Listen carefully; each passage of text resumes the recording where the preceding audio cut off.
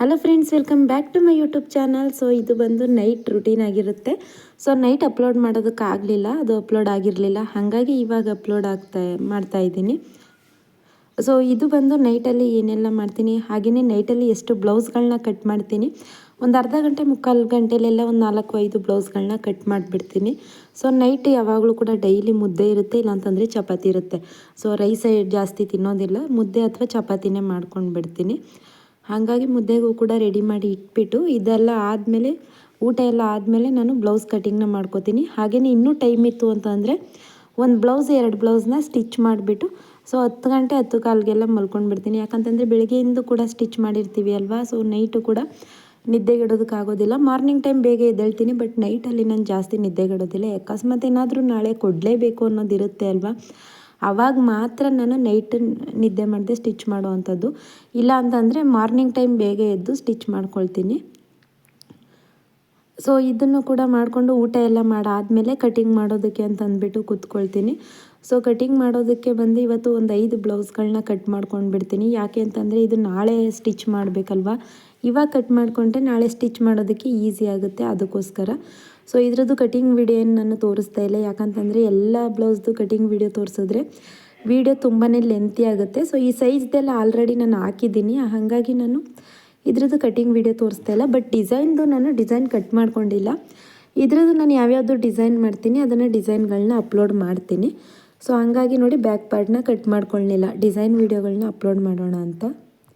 Night time ಆದಷ್ಟು ಬೇಗ ಅಂತಂದರೆ ಒಂದು 8 ಗಂಟೆಗೆಲ್ಲ ನೀವು ಊಟ ಮಾಡ್ಕೋತು ಅಂತಂದರೆ 8:15 ಅಷ್ಟೆಲ್ಲ ನಿಮಗೆ ಎಲ್ಲ ಕೆಲಸಗಳು, ಪಾತ್ರೆ ಎಲ್ಲ ತೊಳೆದು ಕೆಲಸ ಮುಗಿದೋಗುತ್ತೆ. ಒಂದು 9 ಗಂಟೆನೇ ಆಗಲಿ, 9 ಗಂಟೆಗೆಲ್ಲ ಕೆಲಸ ಮುಗಿದೋದ್ರೆ 10 ಗಂಟೆವರೆಗೂ ಕೂಡ ನೀವು ಕಟಿಂಗ್ ಮಾಡ್ಕೋಬೋದು, ಎಷ್ಟೊಂದು ಬ್ಲೌಸ್ ಕಟ್ ಮಾಡ್ಕೋಬೋದು.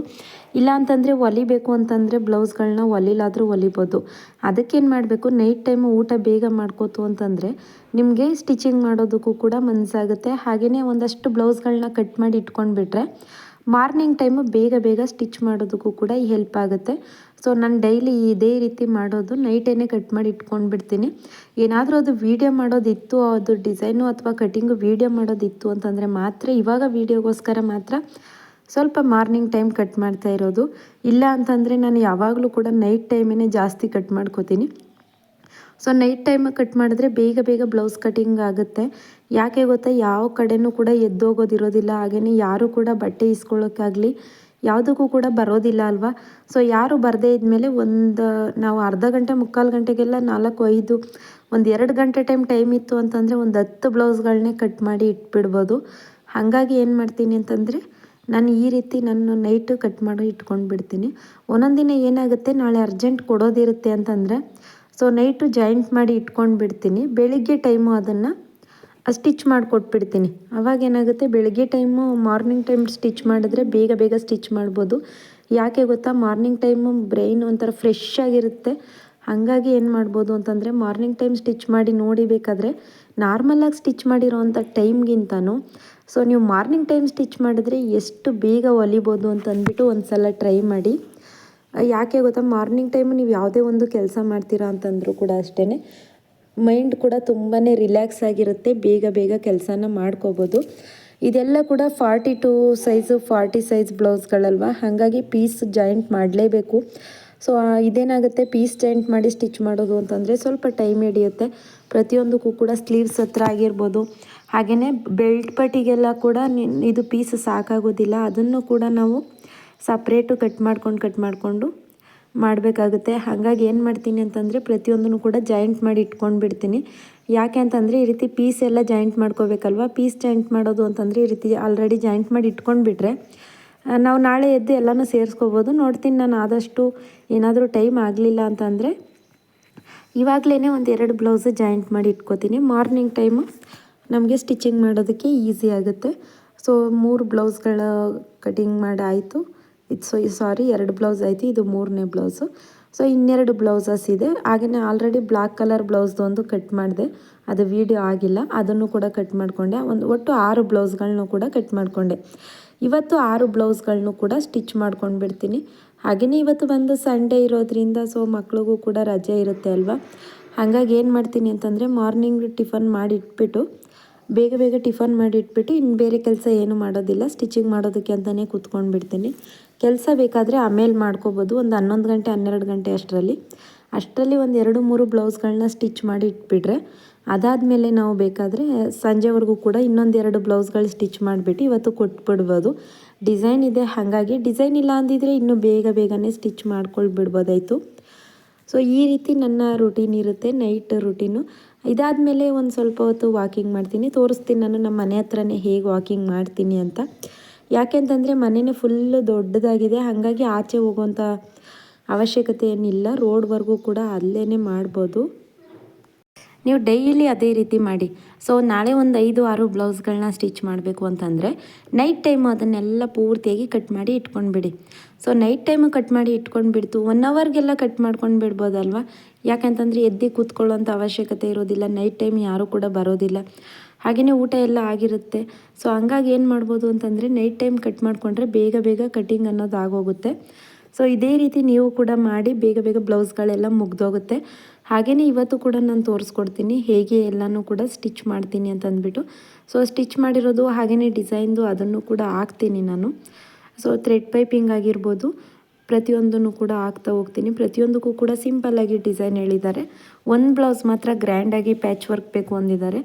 ಸೊ ಇನ್ನು ಬಾಕಿ ಬ್ಲೌಸ್ಗಳು ಅಂದರೆ ಈ ಬ್ಲೌಸ್ಗಳು ಏನಾಗುತ್ತೆ, ನಮಗೆ ಪ್ಯಾಚ್ ವರ್ಕ್ ಮಾಡೋದಕ್ಕೂ ಕೂಡ ಇಲ್ಲಿ ಬಟ್ಟೆ ಇರೋದಿಲ್ಲ. ಸೊ ಅದೇನಾಗುತ್ತೆ, ನಾವು ಸಪ್ರೇಟು ಪೀಸ್ನಲ್ಲೇ ನಾನು ಪ್ಯಾಚ್ ವರ್ಕ್ನ ಮಾಡಿಕೊಡ್ತೀನಿ.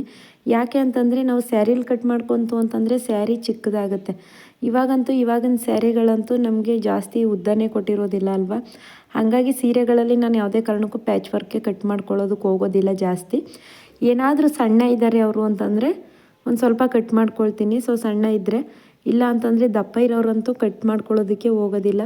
ತುಂಬಾ ದಪ್ಪ ಇದು ಏನಕ್ಕೆ ಈ ರೀತಿ ಕಟ್ ಮಾಡ್ತಾಯಿದ್ದೀನಿ ಅಂತಂದರೆ, ಸೊ 2 ಬ್ಲೌಸ್ಗಳನ್ನೂ ಕೂಡ ಒಟ್ಟಿಗೆ ಕಟ್ ಮಾಡ್ತಾಯಿದ್ದೀನಿ.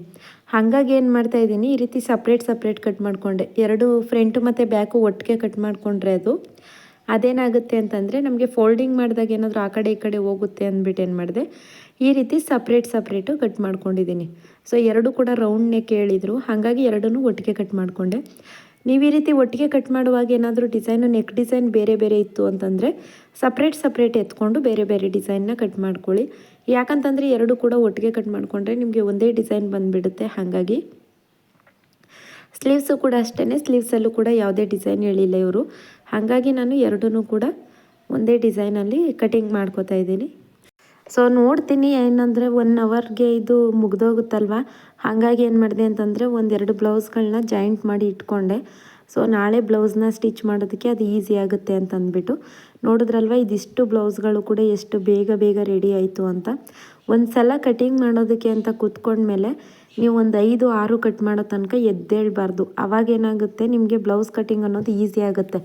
ಸೊ ಇನ್ನೂ ಒಂದು ಟಿಪ್ಸ್ ಏನು ಹೇಳ್ಕೊಡ್ತೀನಿ ಅಂತಂದರೆ, ನೀವೇನಾದರೂ ಬ್ಲೌಸ್ ಕಟಿಂಗ್ ಮಾಡೋದಕ್ಕೆ ಕೂತ್ಕೋತು ಅಂತಂದರೆ ಬ್ಲೌಸು ಮತ್ತು ಅದಕ್ಕೆ ಮ್ಯಾಚ್ ಆಗುವಂಥ ಲೈನಿಂಗು ಅದನ್ನೆಲ್ಲ ಒಂದೇ ಕಡೆ ಇಟ್ಕೊಂಡು ಕೂತ್ಕೊಳ್ಳಿ.